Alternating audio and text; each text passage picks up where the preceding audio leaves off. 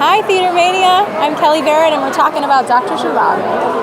How astounding, yet how simple. All the time I never knew that the truth is you don't find love, love finds you.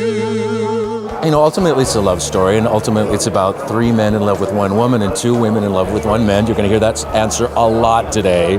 But it's about an era of time, it's about romance, it's about a time in the evolution of man that had to do with oppression and human rights, but ultimately it's a love story in the backdrop of revolutionary Russia.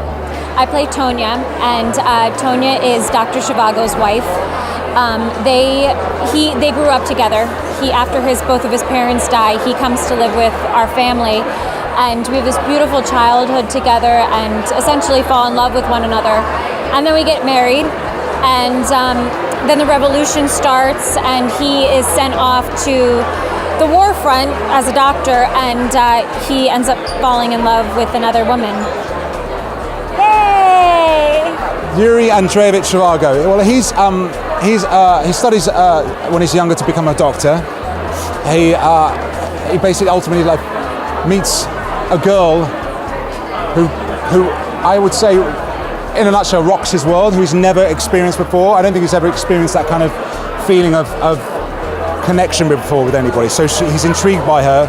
He's a romantic character. He's a very lovable character. He's a thoughtful character. His decision making may not always be the best, but he always wants to do the right thing, and he's very, very loving and considerate of everybody around him. Okay, well, I play Pasha Antipov, who in Act 2 is called Strelnyakov. Pasha is a young, revolutionary, bright, and energetic person, and he marries Larissa Antipova, who is our lead, of course, the famous Lara from Zhivago. And on their wedding night, something happens that kind of fragments his mind, and he becomes very laser beam focused on the revolution and purifying Russia. I think it's going to be different for every person because we have 5 main characters and they all have very different point of views, and I think you can find yourself in all of them. So I do think it'll be a different experience for everyone, which is actually kind of nice. We don't have like this is the moral to the story kind of thing. But what I really hope it does more than anything is sparks a conversation, because we certainly talk a lot about it when we're not working on it. Well, is that right? Is that wrong? You know, and there's a lot of gray. There's a lot of gray in life, and I hope it just sparks some conversation about those gray areas. And are we living for love?